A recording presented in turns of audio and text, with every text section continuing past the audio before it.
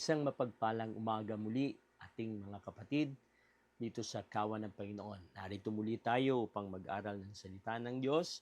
Ating buksan ang ating Biblia sa mga aklat ng 2 Corinthians chapter 5.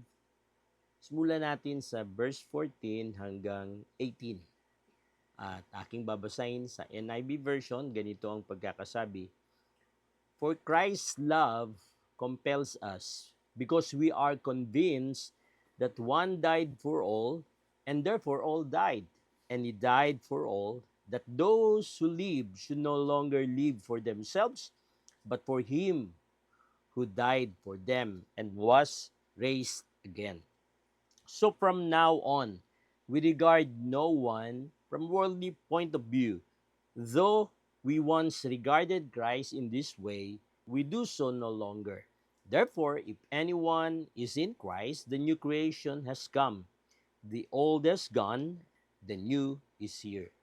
All this is from God, who reconciled us to himself through Christ and gave us the ministry of reconciliation. Tayo manalangin, aming Panginoon. Salamat po sa iyo sapagkat narito po muli ang iyong biyaya, ang iyong salita, ang iyong pag-ibig na aming pagsasalu-saluhan. Salamat sa pagkaing spiritual na muli mong ipagkakaloob sa amin upang kami mapalakas, mapatatag, at magbigyan muli ng kasigasigan, kabutihan at kakayahan na maglingkod sa iyo ng higit pa sa aming ginagawa. Salamat Panginoon sapagkat alam po namin ang Banal Espiritu ang siyang gagalaw sa aming kalagitnaan, sa bawat magikinig, higit sa lahat sa inyong lingkod.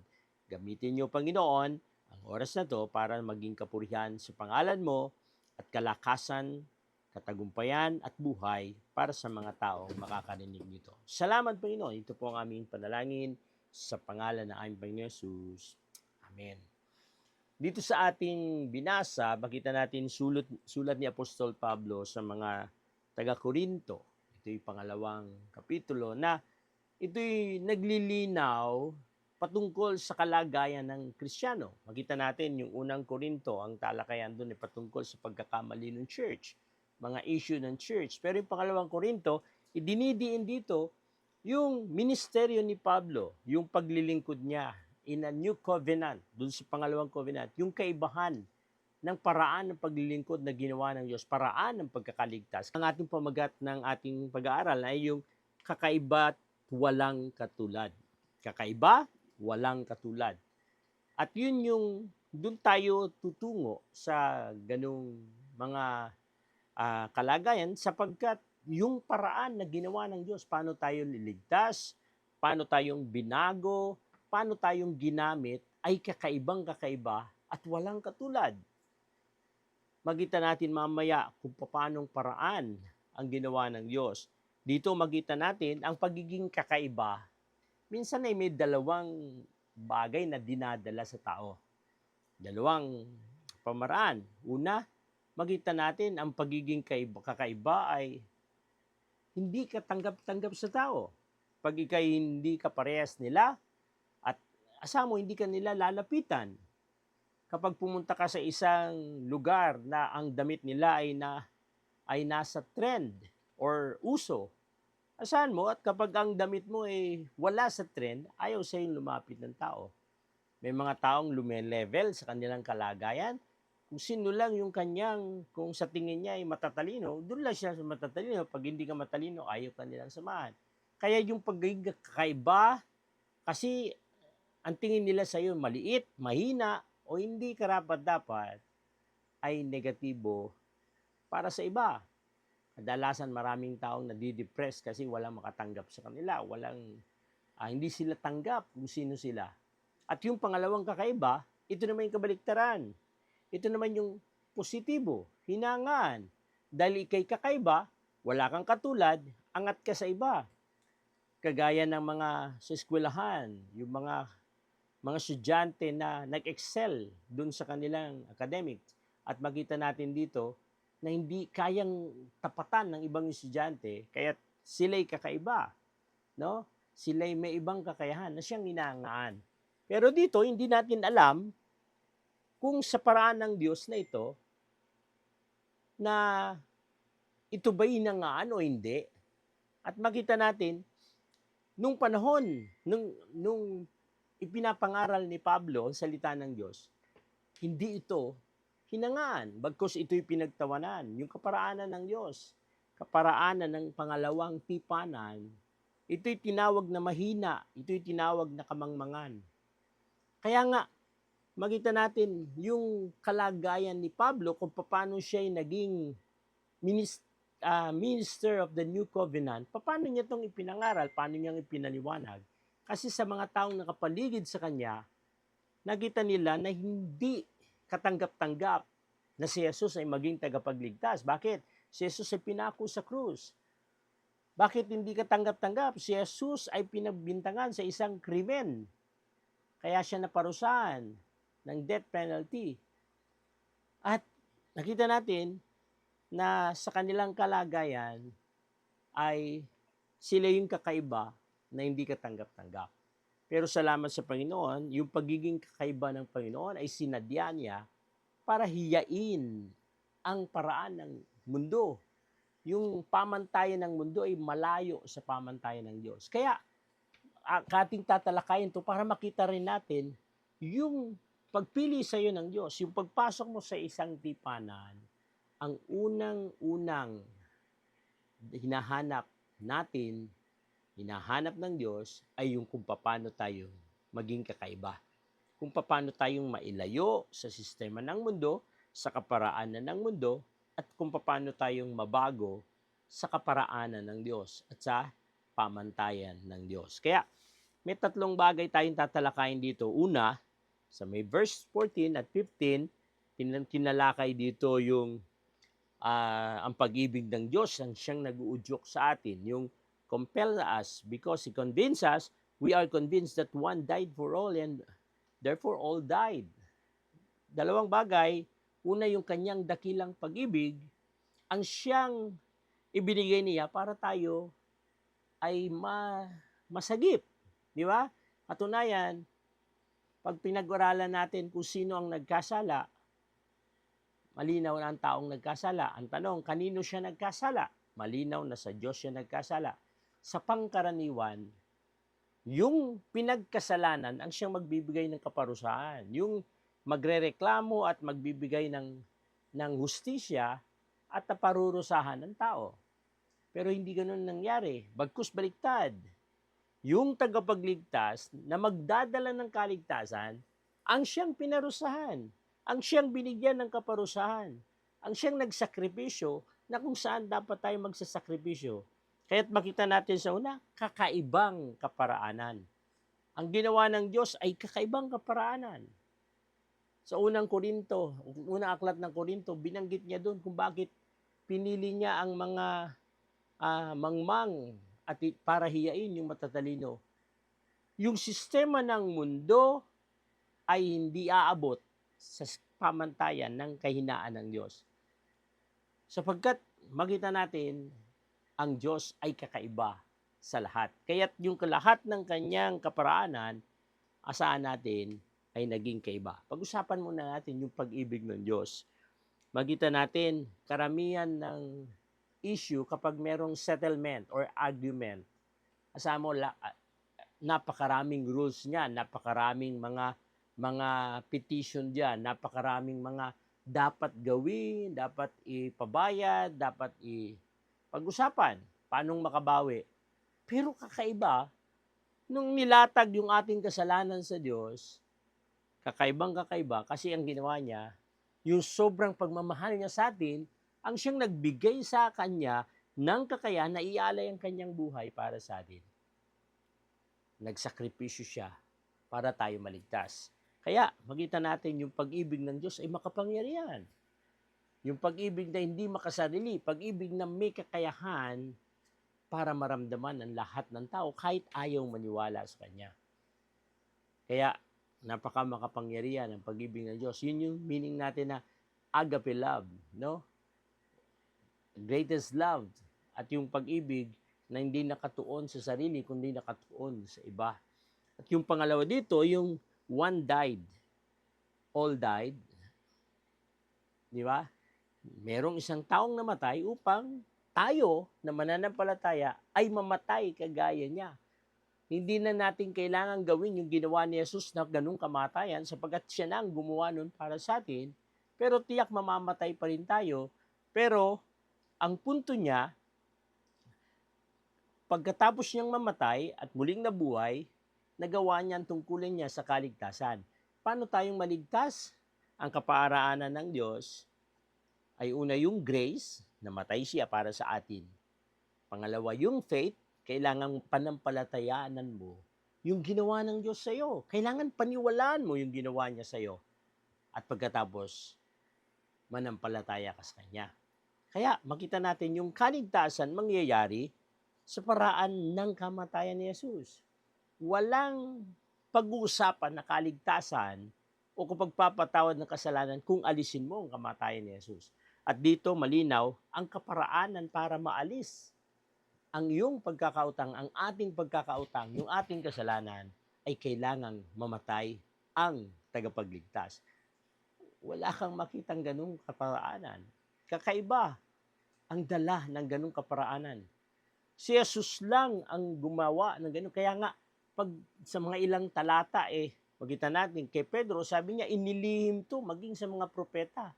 Inihayag lang sa panahon natin. Kay Pablo, sabi niya, makita natin dito na yung kahangahangang paraan ng Diyos ay higit sa anumang karunungan meron ang tao. Kaya nga, makita natin na hanga ka. Paano nangyari to?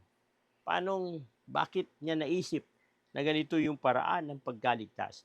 At kapag tapos ng iyong pananampalataya, automatic, kaya nga yung word na repentance, acceptance, or received the Lord Jesus, guys, yun ay pagpasok sa isang tipanan na pinagsisiyan mo yung dati mong gawain, dati mong buhay, at pumapayag ka na manampalataya sa Kanya at gawin mo siyang Panginoon at tagapagligtas. At dahil doon, makita natin, pumasok ka sa isang tipanan na pumapayag ka ng Diyos ang magpapatakbo ng buhay mo. At yun yung pamantayan. At yun yung kalagayan. Kaya, ang nangyari doon, yung lahat ng kanyang ginawa ay nagbenepisyo tayo hanggang sa pagbuhay na maguli. Kung paano nabuhay na maguli si Jesus, mabubuhay din tayong uli. Kaya, lahat yun mangyayari. Pero ang kagandahan, doon sa binanggit doon, ay kaya siya namatay upang tayo ay mabuhay. Sibing nyo, ang kamatayan ni Jesus nagdala ng buhay sa atin. Siyang minsan magtataka, paano mangyayari yun? Ang kamatayan, nagdadala ng kamatayan, no?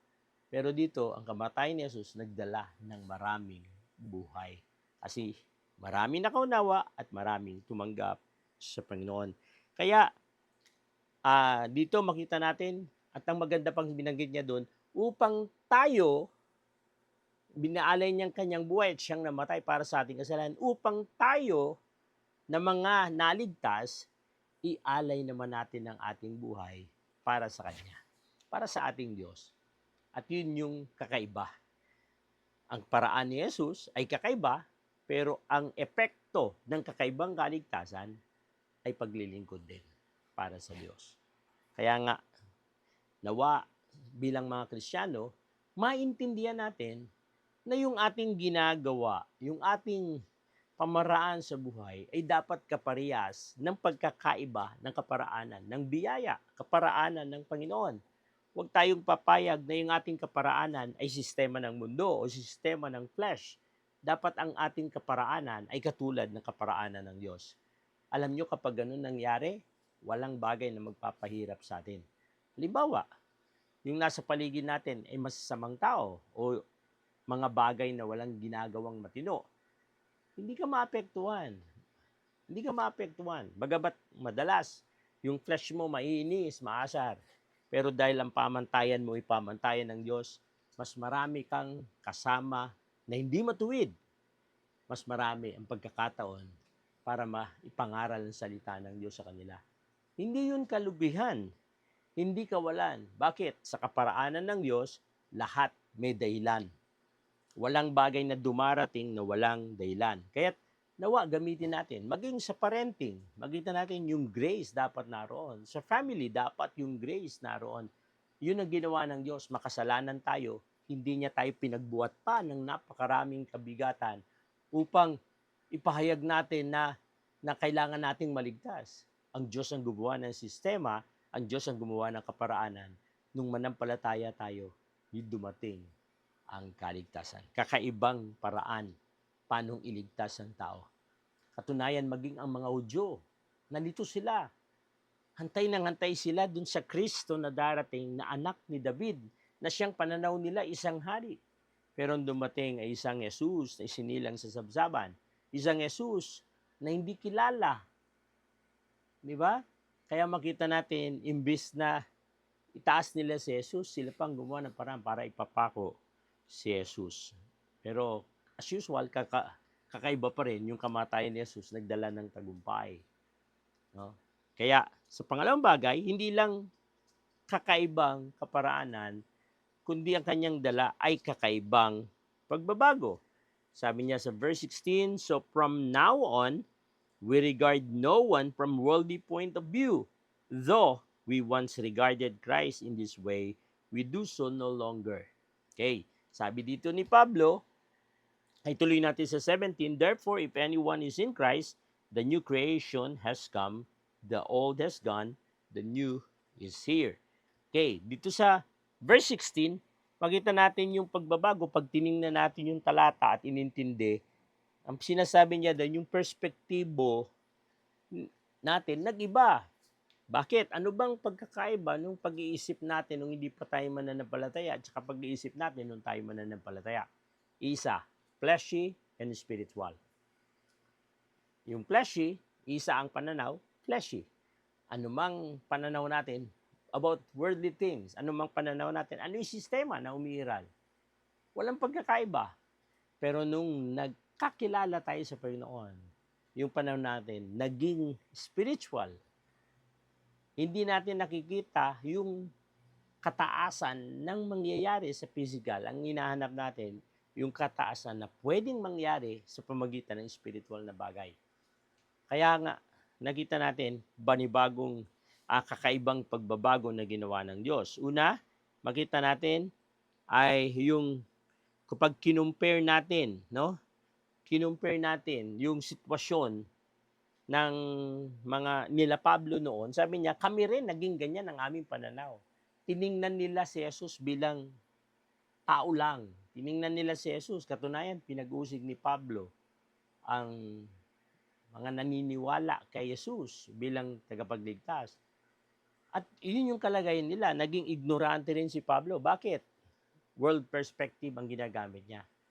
Pero dito, makita natin yung hindi naunawaan ng tao, doon dumaan ang Panginoon. Doon nangyari. Kaya nga, dito makita natin yung tinatawag na nung naligtas tayo, unang ginawa ng Diyos, we are justified. Wala ka pang ginagawang mabuti, pinapaging banal ka na agad ng Panginoon. Isa ka nang banal, isa ka nang matuwid. Bakit? Kasi makita natin yung pagbabagong bigay ng Diyos, hindi siya gawa ng tao. Hindi siya buhat sa human effort, kundi ito'y galing sa God's power, God's divine power. Yung kaparaanan niya kung paano tayong napatawad sa ating kasalanan, yung kaparaanan niya paano tayo naligtas. Kaya mga kapatid, nawa magita natin yung pagbabagong dala sa atin ng Diyos, hindi natin yan gampanin. Yan ay pagbabagong galing sa Diyos. Lagi kong binabalik sa Genesis yung konsepto kasi yung pagbabago, yung good works na inangad ng Diyos sa atin, hindi good works ng flesh, kundi good works ng Spirit. Magkaiba yun. Ang good works ng flesh, ito yung galing sa bunga ng punong pagkakilala ng mabuti at masama. Nang ibig sabihin, yung good works niya, ano yung mga bagay na makukuha ko? Ano yung mga bagay na makikinabang ako? Anong bagay na magpapasaya sa akin? Anong bagay ang magbibigay sa akin ng mataas na kalagayan? At yun yung bunga ng tree of knowledge. Pero ang tanong, meron na bang good noon? Meron na. Kasi tuwing lilikha ang Diyos, binabanggit niya, it was good. Meron ng good. Kaya lang ano yung good na yun? Yun yung good na galing sa Diyos. Na gumagawa ka, hindi para sa sarili mo, kundi para sa Diyos. Gumagawa ka, hindi para sa sarili mo, kundi para sa ibang tao. Yung compassion mo, ang siyang nagtutulak sa'yo na gawin ang isang bagay, kahit hindi mo, responsibilidad. Yun yung ginagawa natin. Kaya, yun yung perspective, nag-iba. Kaya siya kakaiba pagdating sa pagbabago, ang una niyang binago, perspektibo. Pangalawa, makita natin new creation. Sabi niya, old is gone, old is gone. Old, makita natin, wala na yung dati, lahat ay bago na. Minsan pag magpapagawa ng bahay, merong dalawang klase yung pagpapagawa. Una, yung tinatawag na renovation. Hindi babaguhin. Yung mga sira lang ang tatanggalin. Ibabalik yung dati na parang bago. Pero ang materyales, luma. Alam nyo, mga kapatid, yung pagbabagong bigay ng Panginoon, hindi ganon. Ang pagbabago ng bigay ng Panginoon ay brand new. Kakaiba. Kaya nga ginamit ng term ng Bible, yung word na new covenant. Ibig sabihin, papasok ka sa panibagong paraan ng Diyos. At yung bagong paraan ng Diyos, namatay si Jesus para sa atin, kaya't makita natin kakaiba ang kaligtasan ng kamatayan ni Jesus kaysa kaligtasan dati na bunch of rules. Don't do this, di ba? Kaya malaki yung pagbabago. Kaya dito makita natin talakay ni Pablo, meron na namang kakaiba. Hindi lang kakaiba ang kaparaanan, kakaiba rin yung paraan ng pagbabago ng tao. Nawa, maintindihan natin, merong Diyos na siyang gumagalaw, kumikilos sa bawat isang nakipagkais sa Kanya. Hindi pwedeng hindi tayo mabago.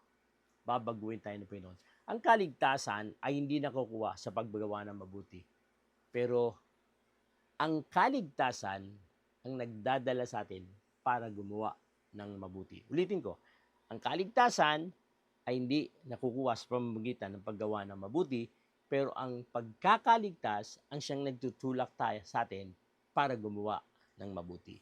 Yung isa, yung kaligtasan ay reward. Yung isa naman, ang kaligtasan ay fruit.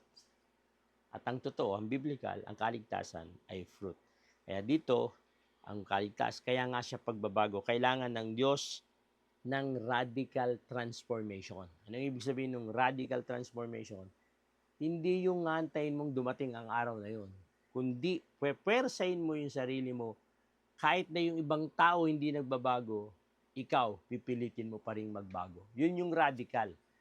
Lumalabas ka dun sa sistema para mangyari lang yung tama.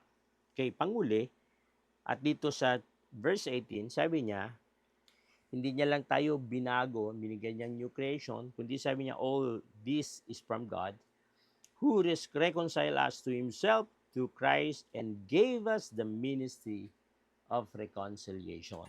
Okay. Ito ay kakaibang pagtitiwala na bigay ng Diyos. Ang tinutukoy naman dito ay kakaibang pagtitiwala. Kasi kung titingnan natin,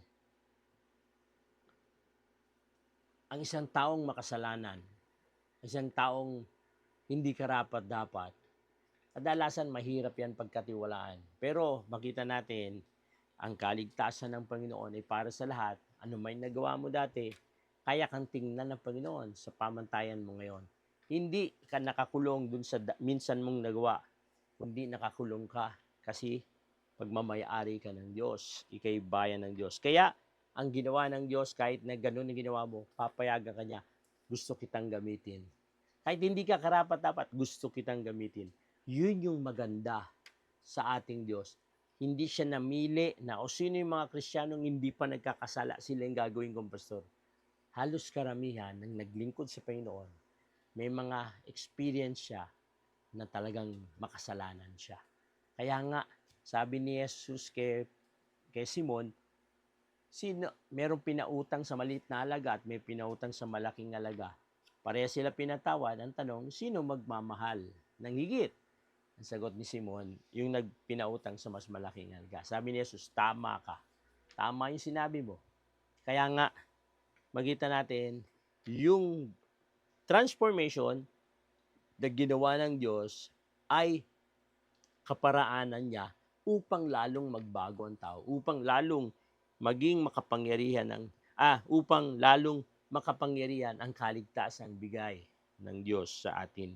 Kaya mga kapatid, hindi lang hindi sapat na umattend tayo ng church, hindi sapat na likas tayong mabait, kundi dapat intentional na pinepuwersa natin yung sarili natin para sa ganap na pagbabago. At panguli, ito is sa verse 18, sabi niya, all this is from God who reconciled us to Himself through Christ and gave us the ministry of reconciliation. Ito na yung pagtitiwala.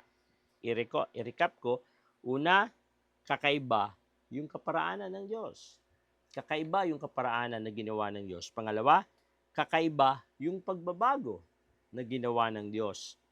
Gumamit siya ng iba't ibang paraan ng pagbabago. At yung pangatlo, kakaiba ang pagtitiwalang ginawa ng Diyos. Kaya mga kapatid, nawa makita natin na ang pagtitiwalang bigay ng Diyos, isipin nyo sila Pedro, sila Pablo, hindi sila karapat-dapat. Si Pedro, tinatwa niya si Jesus. Si Pablo, pinag-usig niya ang iglesia. Pero kalaunan, sila pa yung ginawang main character para maging tauhan niya, para maging ambassador niya. Kasi dito, papunta to dun sa verse na we are ambassador of Christ. Kaya tayo niligtas, kaya tayo binago, kasi gagawin niya tayong ambassador. Tayong gagawin niya na magtatawag sa tao para lumapit sa Diyos. Tayong ginamit niya para ipaliwanag sa tao na si Kristo ang tagapagligtas. Kaya nga, ang pagiging kakaiba ng pagpili ng Diyos, una, hindi sa paraan ng tao, kaya ka matatanggap ng Diyos, kaya ka pipiliin ng Diyos, kundi sa paraan ng Diyos. At siyang namimili, at siyang gumagawa ng paraan para magawa natin yung gusto niya. Yung tulong ng Diyos, sobra. Hindi ka lang niya ginabayan, kundi siya pang gumalaw para magawa mo yung nararapat. Kaya mga kapatid, dito makita natin yung kaibahan ng grace, no? Pero marami nagsasabi, ba hindi inaabuso ng tao yung grace? Alam nyo, ang taong nag-aabuso sa grace, hindi yun ligtas. Hindi yun ligtas. Kasi, at pangalawa, makita natin ay ang taong nabubuhay sa grace ay siya rin. Yung nagque-question sa grace na baka umabuso, hindi siya ligtas.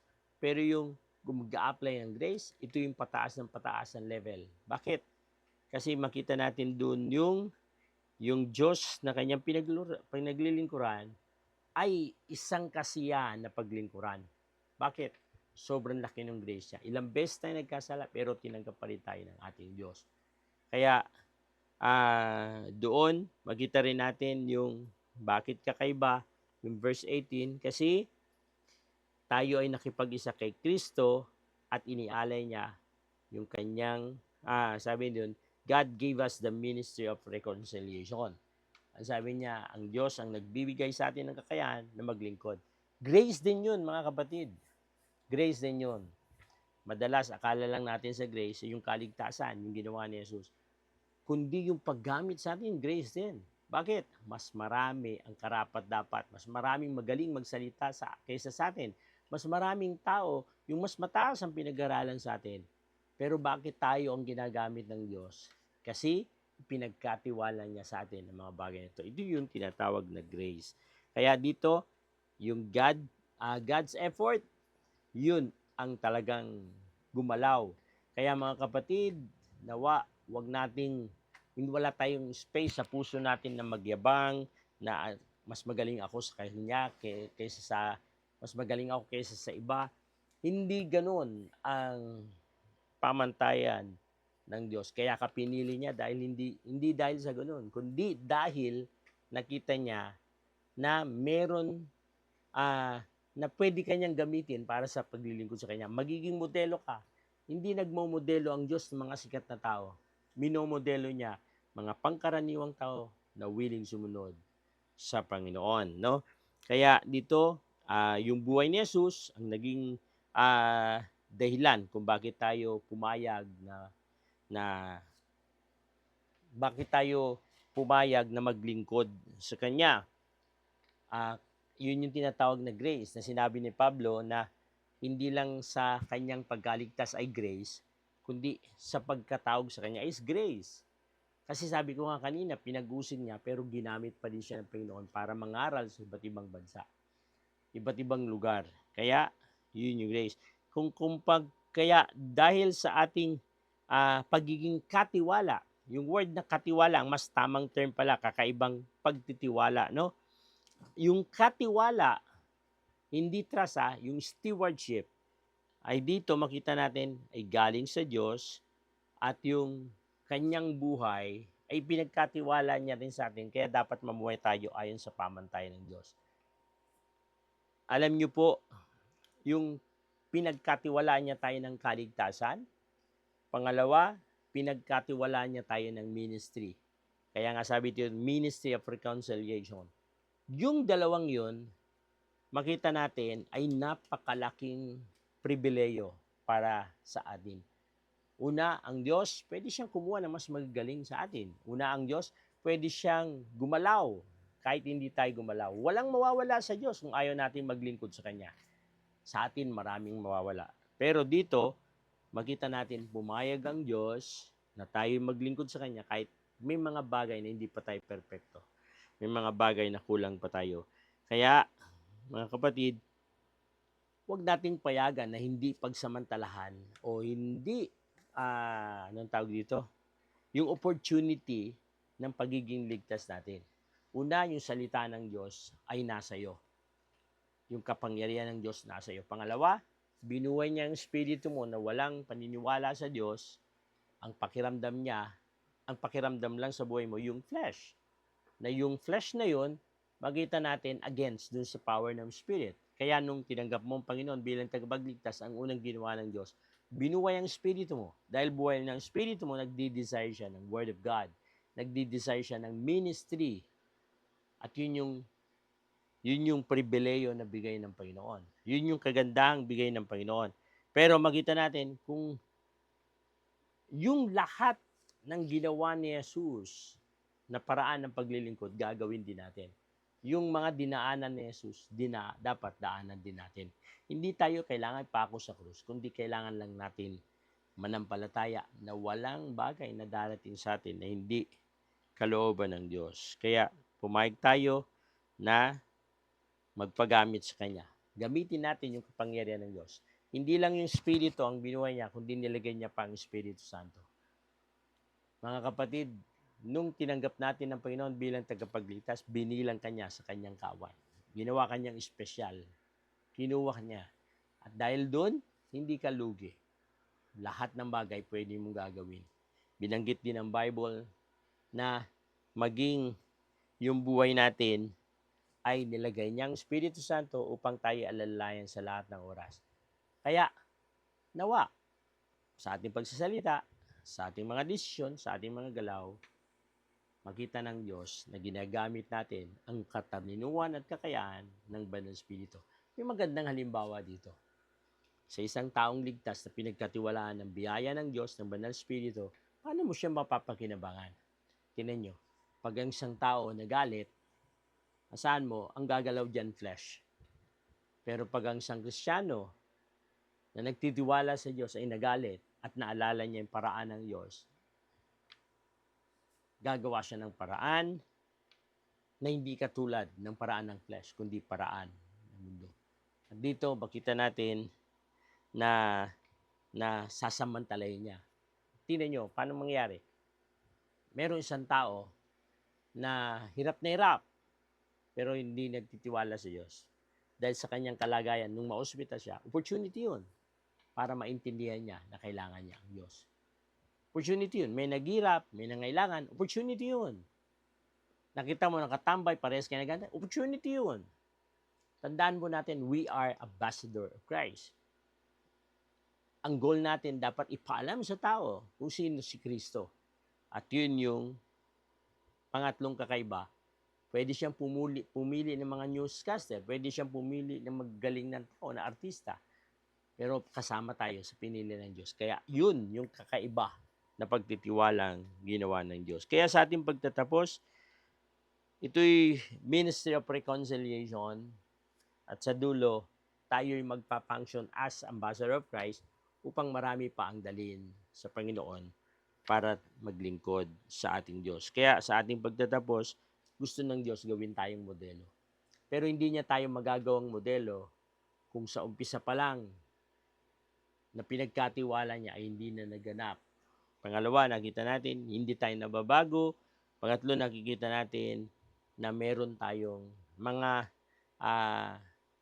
yung kakaiba nating yung mga bagay na nangyayari sa atin ay hindi natin nagagamit ng tama. Pag galit yung isang tao at ginamit niya yung flesh, sama mo, magulo yan. Pero pag ginamit niya yung fruit of the Holy Spirit, kita mo, magiging maayos yan. Ibig sabihin, sa lahat ng pagkakataon ng conflict, meron ng pinagkatiwala sa Diyos. Sa iyo, Diyos. Gagamitin mo ba? Hindi. Pwede mong gamitin, pwedeng hindi. No? Kaya, nawa, maging modelo tayo pagdating sa bagay na ito. Yung lahat ng to ay makita natin yung sistema ng Diyos. Una, recall natin, una, kakaiba ang kaparaanan ng Diyos. Pag-ibig, imbis na galit. Yung kanyang buhay, imbis na yung buhay natin. Pangalawa, kakaiba ang pagbabago. Yung perspective at yung kalagayan natin, binanggit ng Bible, we are new creation. Isa na tayong bagong nilalang. Ang Diyos nang gagalaw sa bawat isa sa atin. At yung panguli, yung pagtiwala ng Diyos sa atin, ginamit niya pa tayong tagapag-ayos. Kaya sa ating pagtatapos, nawa mga kapatid, huwag tayong mapagod na ipaalala sa Diyos na siya lang yung dahilan kaya tayo nabubuhay. Siya yung dahilan ng ating paglilingkod. Hindi yung sarili natin. Ano mang kalagayan mo sa bahay, ano bang sitwasyon mo sa bahay, isang tiyak, mahal na mahal ka ng Diyos, kaya ka pinili ng Diyos, kasi may gagawin siya para sa iyo. Marami tayong kaibigan, marami tayong pwedeng sabihan, sayang kung hindi nila maririnig yung kaligtasan. Hindi ibang tao magpapayag niyan, kundi ikaw, kasi we are God's ambassador. Tayo manalangin. Panginoon, salamat sa iyo. Sapagkat minsan pa pinagkatiwala mo sa amin ang iyong salita at minsan pa muli kang nagbanggit ng mga aral na dapat naming maintindihan. Hindi po, Panginoon, namin hiningi na ibigay mo lahat ng gusto namin. Ang hinihingi namin, yamang pinili mo kami, ibigay mo sa amin yung mga gusto mo para sa amin. Tulungan niyo po ang iyong mga anak na nakarinig ng iyong salita. Gamitin mo po, Panginoon, ng iyong salita para kami patuloy na maging tapat sa iyo at maglingkod sa iyo. Salamat, Panginoon, sa umagang ito. Sa iyo po namin binabalik lahat ng parangal at aming panalangin ng pagpapala sa bawat isang narito na nakarinig ng iyong salita. Sa pangalan ni Jesus na aming dalangin. Amen. God bless you.